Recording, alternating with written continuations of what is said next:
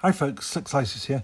This is another Taylor's Eyewitness Barlow, and this one is in one of those woods that people always sort of think of as one of the premium woods that you can have for knife materials, and this is Snakewood. Snakewood is interesting because it's a sort of speckled pattern in it. I personally am not a huge Snakewood fan. I have a couple of other Snakewood knives. One that I am actually rather fond of, but it's not really similar in many ways to this knife. It just happens to have Snakewood. And that is the Arthur Bram QSP worker knife, which has a nice bit of Snakewood in it. Was relatively inexpensive. Comes incredibly sharp. It's Arthur Bram's signature, or Arthur Bram. It's German, and QSB logo on the other side. I just like these knives. They're really good working knives. I bought the G10 version for my son-in-law to use. He's a deck officer on the ferries, and I thought this was a very traditional naval style of blade pattern. So I bought him one of those, and he cut himself with it very badly on the day he got it, but so apologies for that. But that's Snakewood anyway. This is Snakewood. The other Snakewood knife I want to show you is, by way of probably a direct comparison, this is an Arthur Wright knife. That Arthur Wright action on it, that's to say, very, very stiff. Now, there are many people out there who absolutely value that stiff action. I'm not really one of them.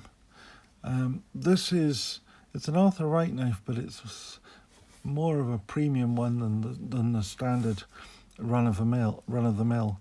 Now, I bought it second hand, so I don't know what they charge for it new, but it has a reasonably good polish on the blade.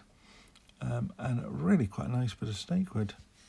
So if we compare that to the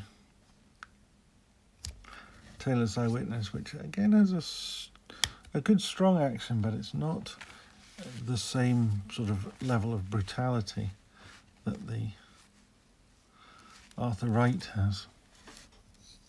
So if I compare them side by side, the Snakewood is different, but I wouldn't say one is particularly better than the other. They're just different patterns, and as I say, slightly different again to this is a much tighter pattern on the work knife. This is a sort of medium, and this is a much looser Snakewood pattern. I don't know one's better or worse than the others. There's probably some qualitative grading that goes on in this world, but I think they're all reasonably good. Snakewood is not, though, my favourite wood, not by a long shot. It just when this one came up, I hadn't seen one in Snakewood anytime recently, so I thought I'd better pick it up while it's going, and this one was offered to me by a Facebook friend who just knew I was into Arthur Wright or into British English Sheffield knives, and thought I might be interested in it, and he was right, so I bought that. Thank you very much. But what we're here today is to really have a look at this one. Again, this is one of Lee White's knives, so it's got a very high degree of polish. It's got the lovely file work on the back, brass liners, the stamped bolsters, no shield, fantastic. I don't like shields. Beautifully made, nice and clean knife as well.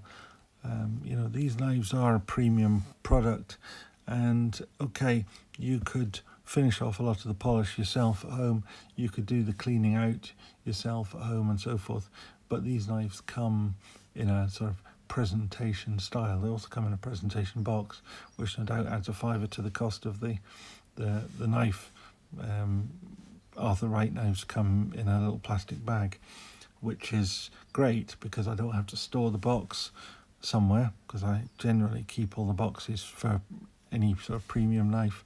The Arthurite ones I can just throw the plastic bag away without really worrying about it, and it doesn't cause me a storage problem. You know, I've 40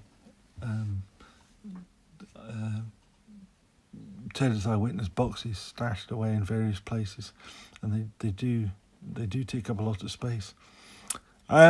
Anyway, I'll say it's just a very beautiful knife, and I just thought I'd show it to you and share it with you. As I say, it's got a good stiff action with a nice click into place. Good walk and talk. It's got a half stop. These are incidentally the closed end knives, so they're closed at the half stop, and they're also closed when they're fully closed, which for those of you who don't know, most pocket knives are open like that at the top, and you can see into the back of the back spring and so forth. Now these knives are what's called closed end knives, which, I mean, it doesn't really add anything to the knife particularly, but it's just to me, it's just a sort of measure of, it's an extra measure of quality. It's just an extra thing that's there. If that's done well, as well as everything else, you know, a closed end knife isn't necessarily a better knife than an open ended knife, but to me, it's just one of those little extra touches that just adds something to a knife. It also gives you a very crisp half stop, because that is what's going to sit against the blade, and it's a good stiff half stop, and then say it's still closed at that point, and then the final action. Beautiful, absolutely beautiful. So, don't think I have much else to say about that, other than this is a lovely knife, and it's become another one of my favourites. So here we are. If you like the stuff, please give it a thumbs up. If you want to see some more of these, and there are a couple more to come, I think, then please remember to subscribe and ring the bell if you want notifications. So thank you very much. Goodbye.